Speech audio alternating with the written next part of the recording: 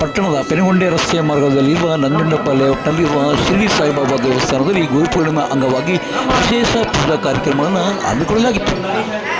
ದೇವಸ್ಥಾನದ ಸಮಿತಿಯವರು ಬಂದ ಭಕ್ತರಿಗೆ ವಿಶೇಷ ಪೂಜೆಗಳನ್ನು ನೆರವೇರಿಸಿ ಅನ್ನಪ್ರಸಾದವನ್ನು ವಿತರಿಸಿದ್ದಾರೆ. ಬನ್ನಿ ಹಾಗಾದರೆ ಇದೇ ವೇಳೆ ಈ ಒಂದು ದೇವಸ್ಥಾನದ ಮುಖ್ಯಸ್ಥರಾದ ಜಯಂಬಾ ಹನುಮಂತರಾಯಪ್ಪನವರು ಈ ದೇವಸ್ಥಾನದಲ್ಲಿ ಯಾವ್ಯಾವ ಪೂಜೆಗಳು ನಡೆಯುವುದರ ಬಗ್ಗೆ ಮಾಹಿತಿಯನ್ನು ಹಂಚಿಕೊಂಡಿದ್ದಾರೆ. ಬಾಬಾ ಅವರಿಗೆ ಪುಷ್ಪಾಲಂಕಾರ ಪ್ರಸಾದ ವಿನಿಯೋಗ ಹಾಗೂ ಭಜನಾ ಶ್ರೀಮಾತಾ ಭಜನಾ ಮಂಡಳಿಯಿಂದ ಭಜನಾ ಕಾರ್ಯಕ್ರಮ, ಪ್ರತಿ ಹುಣ್ಣಿಮೆಗೂ ಸತ್ಯನಾರಾಯಣ ಸ್ವಾಮಿ ಪೂಜೆಯನ್ನು ಹಮ್ಮಿಕೊಳ್ಳಲಾಗಿರುತ್ತದೆ. ಸಾವಿರಾರು ಜನ ಭಕ್ತಾದಿಗಳು ಬಂದು ದೇವರ ದರ್ಶನವನ್ನು ಪಡೆದು ತೃಪ್ತಿಪಟ್ಟಿರುತ್ತಾರೆ. ಇವತ್ತು ವಿಶೇಷವಾಗಿ ಏನೇನು ಮಾಡಿದ್ದೀರಂತ ಪೂಜೆಗಳೆಲ್ಲ? ಗುರುಪೂರ್ಣಿಮೆ ಪ್ರಯುಕ್ತ ಸತ್ಯನಾರಾಯಣ ಸ್ವಾಮಿ ಪೂಜೆ, ಹೂವಿನ ಅಲಂಕಾರ, ಪ್ರಸಾದ ವಿನಿಯೋಗ, ಹಾಲಿನ ಅಭಿಷೇಕ.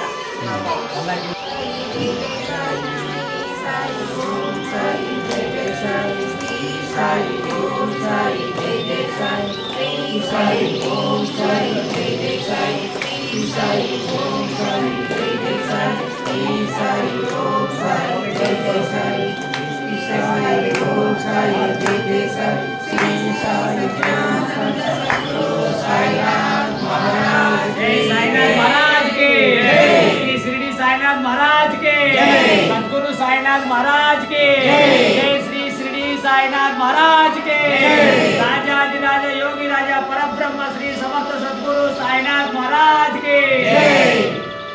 ಇನ್ನು ಪಾವಗಡ ಪಟ್ಟಣದ ಶ್ರೀನಿವಾಸ ನಗರದಲ್ಲಿರುವ ಶಿರಡಿ ಸಾಯಿಬಾಬಾ ದೇವಸ್ಥಾನದಲ್ಲಿ ಗುರುಪೂರ್ಣಿಮೆ ಪ್ರಯುಕ್ತ ವಿಶೇಷ ಪೂಜೆಗಳನ್ನು ಏರ್ಪಡಿಸಲಾಗಿತ್ತು.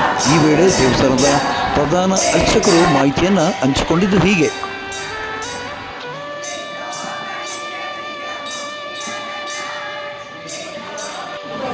बोलिए सर.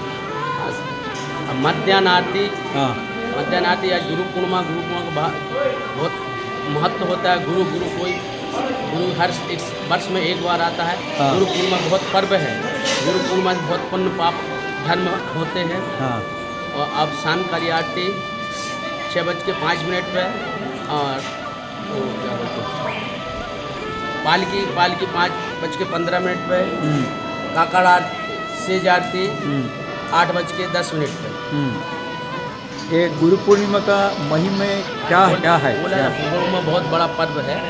साल में एक बार आता है और सबको उत्साह से मनाना चाहिए.